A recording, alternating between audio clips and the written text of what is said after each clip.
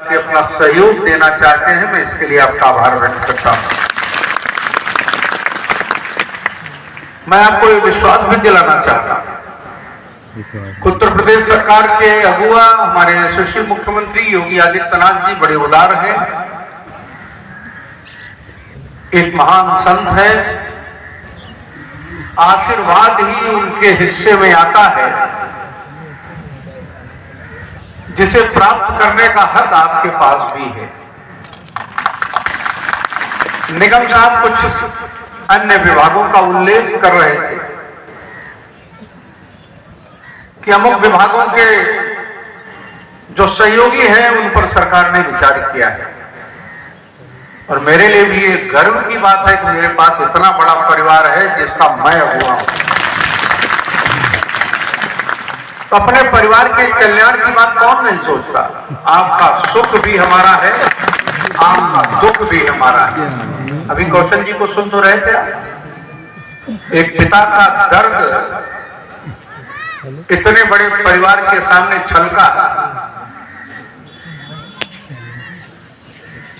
उस दुख के साथ भी बचे परिवार के सुख की भी उन्हें चिंता थी।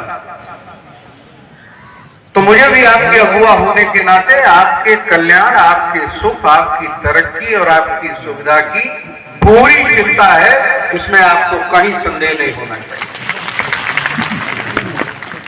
आपने कहा कि हमारा पारिश्रमिक बढ़े,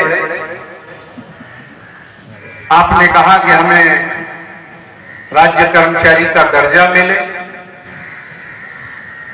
आपने अपने वेतनमान की भी बात रखी,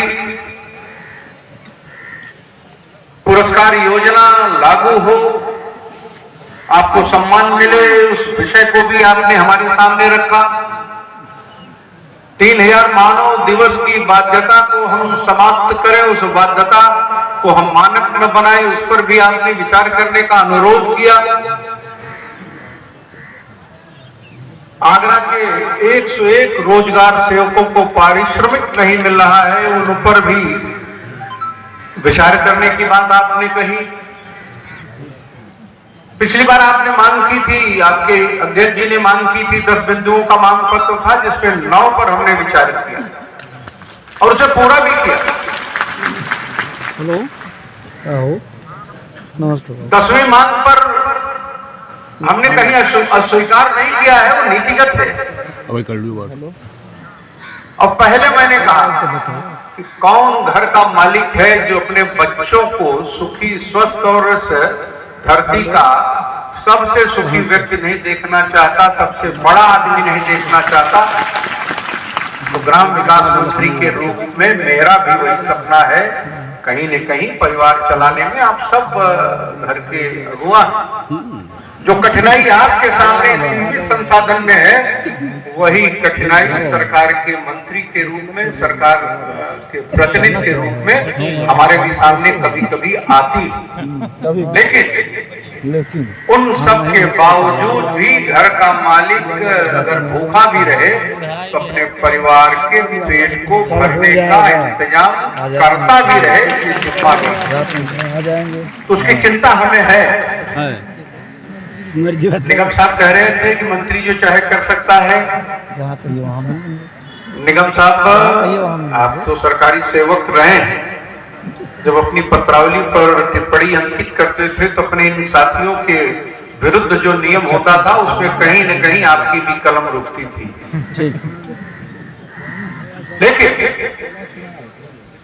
अगर वो उस कलम से में वो ताकत है, उस बाधा को वो दूर कर सके, तो जिस हाथ में कलम है उस कलम को, उस बाधा रूपी पुल को तोड़ने का प्रयास भी करना चाहिए। उसमें भी कोई कंजूसी नहीं बरती जाएगी। और ये जो एक डेफिनेशन है, जो चीज डिफाइंड है, जो एक्ट का प्रोविजन है, जिसको आप जिसके विचलन की बात करते हैं, जिसमें आपने मत व्यक्त किया कि सरकार को यह अधिकार है कि अपने नियम बना सकती है, कन्वर्जेंस के माध्यम से हम कर सकते हैं। मध्य प्रदेश का आपने उल्लेख किया, उसका एक शासनादेश भी आपके अध्यक्ष जी ने मेरे समक्ष प्रस्तुत किया। जिसमें 5 लोग 7,000 देने की व्यवस्था थी। मैंने जब उसमें पूछा तो उन्होंने बताया कि उसमें परिवर्तन भी हुआ है। जो अन्य 2 विभाग हैं, निश्चित रूप से मध्य प्रदेश की सरकार ने कोशिश करके विचार करके अंतर विभागीय समन्वय स्थापित करके उस व्यवस्था को लागू करने का काम किया होगा। मैं तो चाहता, मैंने कहा ना कि कौन नहीं चाहता। मध्य प्रदेश से बड़ा राज्य है उत्तर प्रदेश। 75 जनपद में कुछ जनपदों को छोड़कर रोजगार सेवकों को सेवा करने का पूरा अवसर प्राप्त। लखनऊ का करा आपने भी तो कहा मुझे हर गांव का सेवक बनाओ आप। इनसे बात बोली है।